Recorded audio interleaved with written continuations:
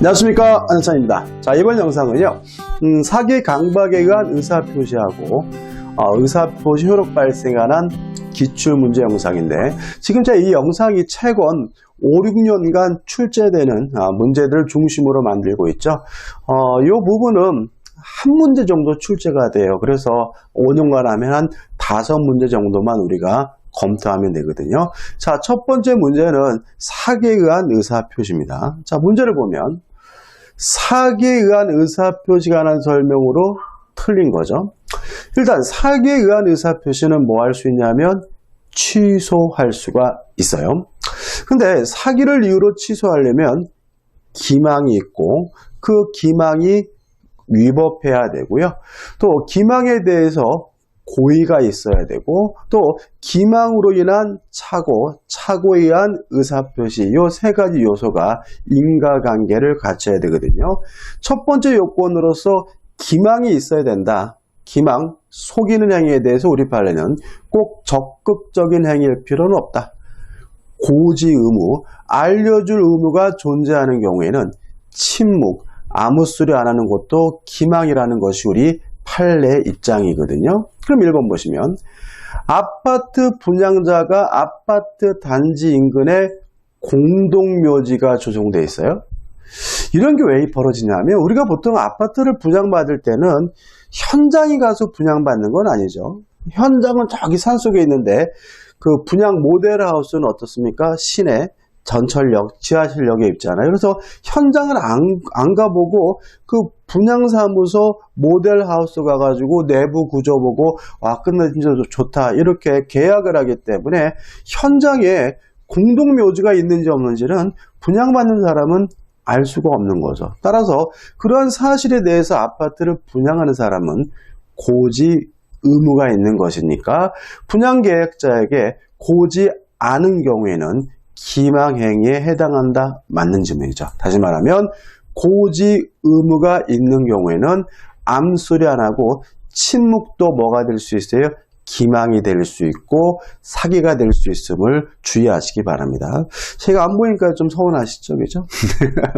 2번 아파트 분양자에게 기망행위가 인정된다면 분양계약제는 기망을 이유로 분양계약을 취소하거나 취소를 원하지 않을 경우 손해배상만을 청구할 수도 있다. 맞아요. 가장 대표적인 것은 이런 거거든요. 상대방이 아닌 제3자가 사기 강박을 했으면 언제 취소할 수 있냐면 상대방이 알았거나 알 수 있어야지만 취소할 수 있거든요. 따라서 만약에 상대방이 선의이고 무과실이면 취소를 못해요. 그러면 어떻게 하느냐? 우리 판례 딴다면 사기친 놈한테 불법행위를 원인으로 손해배상을 청구할 수 있다는 입장이거든요. 따라서 취소를 못해도 불법행위를 원인으로 손해배상은 청구할 수 있는 거고요. 따라서 취소를 안 해도 불법행위를 원인으로 손해배상을 청구할 수 있는 것이니까 2번 지문은 맞는 지문이 되겠죠. 3번 분양회사가 상가를 분양하면서까지 끊어볼게요. 자, 기망이 있고 그것이 사기가 되려면 위법해야 돼요. 위법이라는 말은 비난 가능성의 존재, 비난할 정도이어야 하거든요. 그래서 가장 대표적인 것이 뭐냐 하면 식당에 가가지고 이모 이 음식 맛있어요 그랬더니 맛있대요. 끝내준대요. 그래도 제가 사서 먹었거든요. 맛이 들을 게 없어요. 그렇다고 그 이모를 사기로 검찰에 고소를 하고 또 사기를 이유로 그 음식물 매매 계약을 취소할 수 있느냐? 없는 거다. 왜냐하면 음식을 파는 사람은 맛있다라고 말하는 것이 인지상정이고요. 서로 그것이 기망, 속임수라 하더라도 비난할 수는 없는 겁니다. 위법하지 않습니다.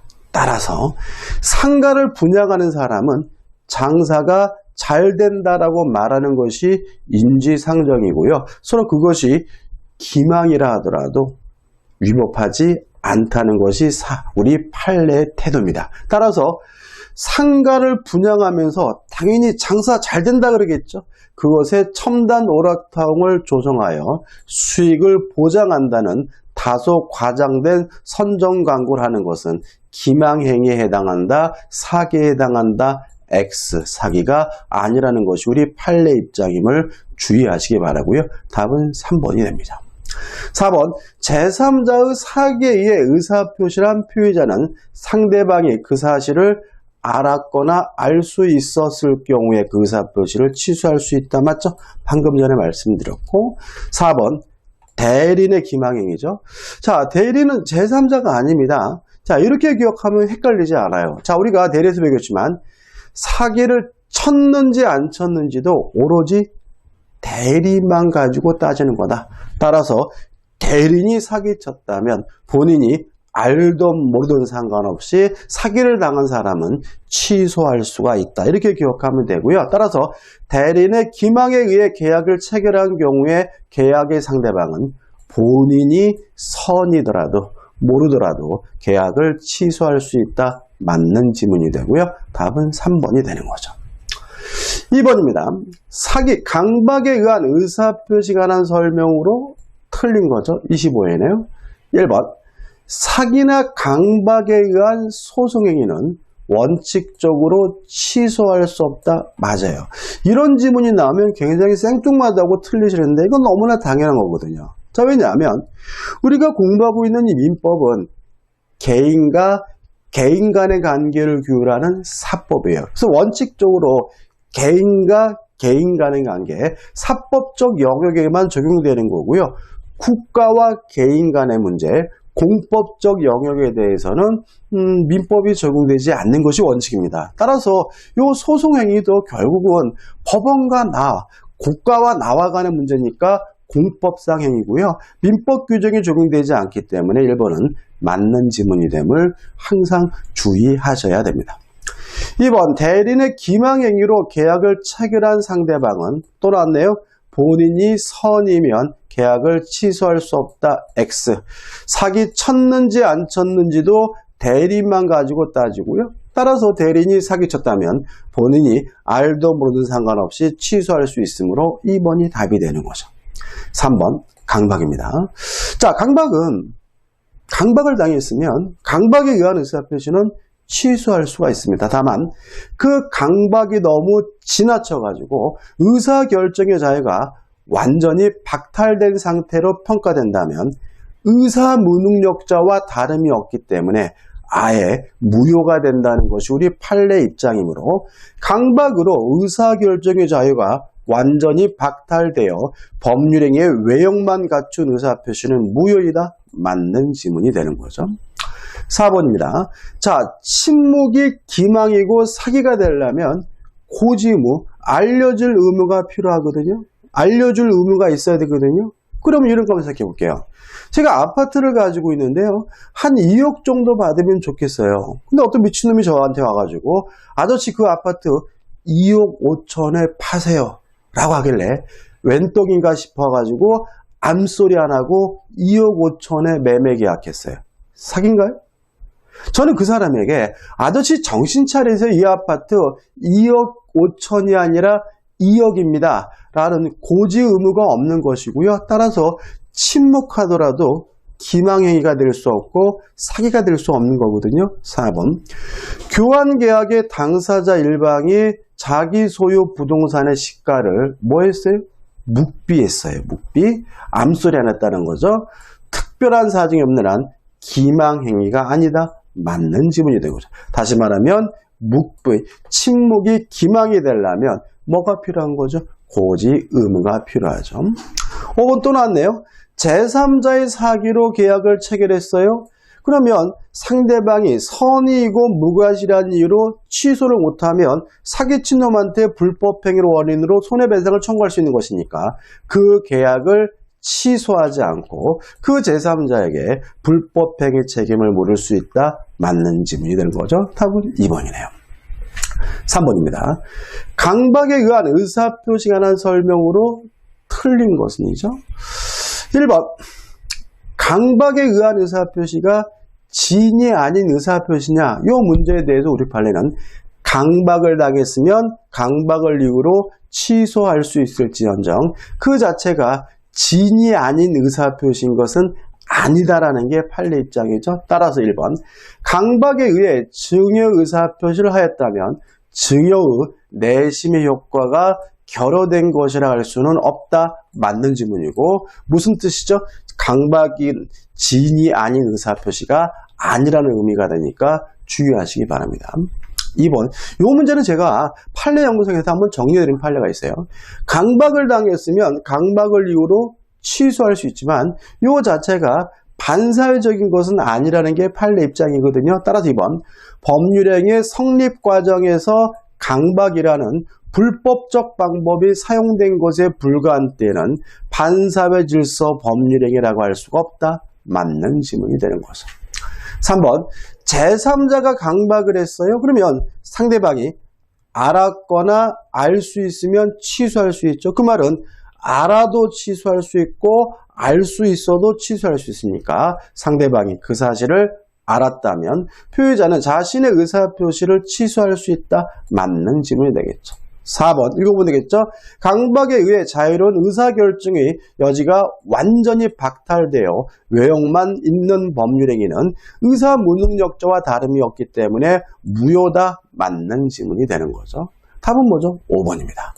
자, 강박행위 위법성이라는 지문인데요. 두 가지로 나눕니다. 자, 우리 판례는 행위나 수단이 부당하다면 정당한 이익을 취득할 목적이어도 위법하다는 것이 우리 판례 입장이죠. 또 고소, 고발과 같이 행위나 수단이 정당하더라도 부당한 이익을 취득할 목적이면 위법한 강박이라는 게 판례 입장이거든요. 그러면 5번 질문은 국어 문제입니다. 보시면 강박행위 위법성은 어떤 해악의 고지가 거래관념상 그 해악의 고지로서 추구하는 이익 달성을 위한 수단으로 부족당해요. 그러면 행위나 수단이 부당하다면 정당한 이익을 취득할 목적이어도 위법하다는 것이 우리 판례 입장이므로 수단으로 부족당한 경우에는 인정되지 않는다. X가 되고요. 답은 뭐죠? 5번이 되는 거죠. 다시 말씀드립니다. 강박행위 위법성은 행위나 수단이 부당하다면 정당한 이익을 취득할 목적이어도 위법합니다. 따라서 답은 5번이 되는 거죠. 4번 문제입니다. 의사표시 효력 발생하는 설명으로 틀린 거죠. 1번은 참 많이 나오는 질문이죠. 의사표시의 표자가 의사표시를 발송한 후 사망하거나 제한 능력자가 되더라도 아무런 영향을 미치지 않는다. 따라서 1번은 뭐죠? 맞는 지문이고 2번 정당한 이유 없이 수령을 거절하게 되면 도달된 것으로 뭐예요? 간주라거든요. 따라서 상대방이 정당한 사유 없이 통제 수령을 거절했어요. 도달된 겁니다. 따라서 그가 통제의 내용을 알 수 있는 객관적 상태에 놓인 때 의사표시행위다. 맞는 질문이고 또 5번 볼까요? 5번 매매 계약을 해지하겠다는 내용 증명 우편이 상대방에게 도착하였으나 상대방이 정당한 사유 없이 그 우편물의 수취를 거절했어요. 도달된 곳으로 뭐가 돼요? 간주가 되죠. 따라서 해제 의사표시가 도달된 곳을 볼 수 있다. 맞는 지문이 되는 거죠. 3번입니다. 자, 의사표시가 도달됐으면 누가 입증하냐면요. 도달을 주장하는 사람이 입증합니다. 따라서 표의자가 주장한다면 표의자가 입증하는데 입증하기가 어려워요. 그래서 뭐가 필요하냐면 내용 증명 우편이나 등기 우편이 필요하고요. 우리 판례는 이 내용 증명 우편이나 등기 우편이 발송이 됐고요. 또 그것이 반송, 되돌아오지 않고 있다는 것까지 입증이 되면 도달된 것으로 간주하거든요. 3번 의사표시가 기재된 내용증명 우편이 발송되고 달리 반송되지 않았다면 특별한 사정이 없는 한 그 의사표시는 도달된 것으로 본다, 간주된다, 맞는 지문이 되는 거죠. 답은 뭐죠? 4번입니다. 왜요? 의사표시를 발송 후 도달하기 전에 표의자가 사망하거나 제한 능력자가 되더라도 아무런 영향을 미치지 않죠. 따라서 표효자가 그 통지를 발송한 후 제한 능력자가 됐어요. 아무런 영향을 미치지 않아요. 아무런 영향을 미치지 않으니까 당연히 상대방에게 도달이 되면 뭐가 생겨야 돼요? 효과가 생겨야 되므로 그 법정대리인 통지 사실을 알기 전에는 의사표력이 없다. X가 되고요. 답은 4번이 되는 거죠. 자, 5번입니다. 마지막 문제죠. 의사표시 관한 설명으로 틀린 것은 1번. 지인이 아닌 의사표시는 원칙적으로 무효이다. X. 지인이 아닌 의사표시는 원칙이 유효죠. 이제는 다 아시죠? 2번. 의사표시자 그 통지를 발송한 후 사망하거나 제한 능력자가 되어도 도달하게 되면 효과가 생긴다. 의사표시의 효력에 영향을 미치지 않는다. 맞는 지문이고요. 3번. 우리 민법은 도달주의가 원칙이니까 3번. 상대방이 있는 의사표시는 특별한 사정이 없으면 원칙적으로 상대방에게 도달한 때 그 효력이 생긴다. 맞는 지문이죠. 그 다음에 4번 공시송달입니다. 공시송달은 언제 하냐면요. 상대방이 누구인지를 과실 없이 모르거나 과실 없이 상대방의 소재를 알지 못하는 경우에 공시송달하므로 과실 없이 상대방을 알지 못하는 경우 공시송달할 수 있다. 맞는 지문이죠. 자, 5번. 자, 일반 우편, 보통 우편에 대해서는 추정력을 인정해주지 않아요. 등기 우편이나 내용 증명이 되거든요. 따라서 보통 우편으로 방법이 발송되었던 사실만으로 상당한 기간 내에 도달하였다고 추정할 수 없다. 맞는 지문. 답은 뭐죠? 1번입니다. 자, 이번 영상은 여기까지고요. 다음 영상은 대례 관한 기출문제를 풀어보도록 하겠습니다. 고맙습니다.